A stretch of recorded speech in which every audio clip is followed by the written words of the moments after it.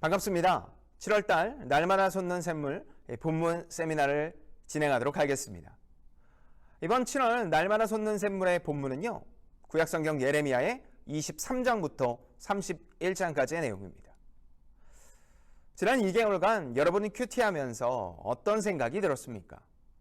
저는 개인적으로 큐티를 하면서 제 머릿속에는 이 반복이라는 단어가 생각났습니다. 하나님은 끊임없이 돌아와라, 늦었다, 멸망이 끝이 아니다 라는 이 과정을 이야기하시면서 그 과정을 통해 이 꽃처럼 피어날 하나님 나라의 백성을 기대하게 하셨습니다. 이번 7월달 날마다 솟는 샘물도요, 이런 내용이 이어집니다.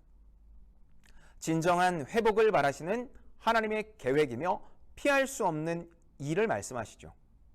또 그런 과정을 통과한 자들과 새롭게 언약을 체결하시는 하나님의 마음이 담겨져 있습니다. 자, 7월도 이 말씀을 통해 함께 가까워지기를 기대하는 마음으로 7월달 날마다 솟는 샘물 본문 세미나 시작하도록 하겠습니다. 이번 달 본문 세미나는요, 총 5파트로 나눠서 잠시 볼 수 있을 것 같습니다. 23장부터 24장까지는요, 이 지도자들의 죄악을 알리시고 그리고 예레미야서의 전반부의 결론을 보이고 있습니다. 하나님의 뜻을 따르는데 실패한 다윗 후손들을 하나님은 버리지 않겠다고 하십니다. 다만 백성들을 바르게 인도하지 않은 지도자들을 먼저 패하고 진정한 지도자인 메시아, 다시 말해 이 그리스도를 보내겠다고 약속하십니다. 특히 이 제사를 통해 인애, 공의, 정의를 행하지 않은 거짓 선지자들과 제사장들의 잘못을 철저하게 지적하시고 있습니다. 이런 잘못의 결과는 멸망이며 무화과 나무 비유를 통해 재건을 약속하십니다. 그런데 여기서 우리의 생각과 조금 다릅니다. 좋은 무화과는 하나님께서 잘 보호하셨다가 하나님께서 쓰실 것 같고, 나쁜 무화과는 뽑아서 바벨론에게 보낼 것 같은데 전혀 반대의 상황입니다. 좋은 무화과는 구원을 위해 바벨론에 끌려가고, 반대로 나쁜 무화과는 바벨론에 끌려가지 않고 예루살렘에 남을 것이라고 이야기합니다. 왜냐하면 철저한 회개를 위한 과정이 바로 바벨론에 끌려가는 것이기 때문입니다. 후대에 이런 비유를 잘못 깨달은 이 바리새인들이 남겨진 자를 저주하고 다시 회복하지 못할 것이라고 이렇게 이야기를 하죠.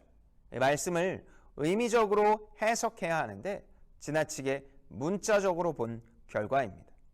결국 이 나쁜 무화과와 좋은 무화과의 차이는 하나님의 고통스럽지만 분명한 회개를 한 자, 그리고 마음의 중심을 돌이킨 자에게 주어지는 선물이며, 그리고 그것을 통해 하나님과의 깊은 관계의 시작이 된다.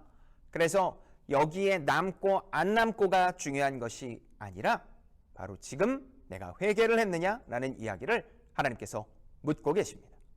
본문 25장은 유다와 여러 나라들을 심판하시고 언약을 진행하시는 장면입니다. 하나님은 이스라엘 백성들에게 끊임없이 선지자를 보내셔서 당신의 백성들을 품으셨지만 정작 청종하지 않았습니다.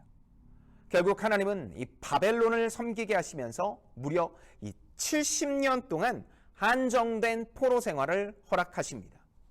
70년 동안 강제적으로 부여하신 이 시간을 통해 회복이 이루어질 힘이 키워집니다. 그것이 바로 회개이고 돌이킴입니다. 보통 이 단어를요, 지력, 그러니까 땅의 힘을 회복하는 농사의 용어와 밀접하게 연결을 시키는데, 70년 동안 하나님 앞에 돌이키고 기도하며 회복의 힘을 키워 결국 하나님과 더 가까워지고 하나님의 은혜를 기억하게 되는 시간, 그래서 당장은 고통스럽지만 앞으로는 하나님의 관계를 더 두텁게 할 70년을 그래서 한정된 포로 생활이라고 이야기를 합니다. 25장은 바로 그런 내용으로 되어져 있습니다. 본문 26장부터 29장은요, 거짓 선지자들의 예언, 다시 말해 하나님께서 이 70년이 되지 않아도 바벨론으로부터 자유할 것이라는 거짓 메시지에 대한 이야기입니다. 예레미야는 성전에 서서 또 예배드리러 들어오는 자들에게 심판을 전하지만 다른 선지자들과 제사장들은 걱정하지 말라고 합니다. 또 그런 고통스러운 이야기를 전하는 예레미야를 죽이려고 하죠. 이 고통의 과정이 필수적이지만 제대로 인식하지 못한 모습입니다. 그렇기에 빠르게 회개하기보다 중요한 회개, 마음의 중심을 돌이키며 진정한 회개가 필요하다는 내용이 26장부터 29장까지의 내용에 들어와 있습니다. 이어지는 본문 예레미야서 30장부터 31장은요, 아주 중요한 책입니다. 특별히 예레미야서 30장부터 33장은 위로의 책이라는 닉네임이 있을 정도로 이 소망이 가득한 책입니다. 이번 달에는 30장부터 이 31장을 다루는데요. 이스라엘 회복의 날에 대한 메시지를 전합니다. 이 회복은 모든 이스라엘의 12지파가 결혼식을 치르는 것처럼 아주 행복하게 될 것이며 흩어졌던 자들이 돌아오게 될 것이라고 이야기합니다. 그리고 이것을 약속, 언약하시고 이전의 돌판처럼 새기지 않고 성도들의 마음에 새기며 영적 재건에 그래서 앞으로 최선을 다해야 된다라는 이야기를 다루고 있습니다. 이번 7월은 어떤 마음으로 본문을 대해야 될까요? 저는 하나님이 바라시는 것은 우리의 돌이킴이며 죄악에 물든 영혼을 청산함이라고 생각합니다. 이 죄로 물든 영혼의 청산은 스스로 할 수 없고 보혈의 은혜를 더욱 깊이 깨달아가야 합니다.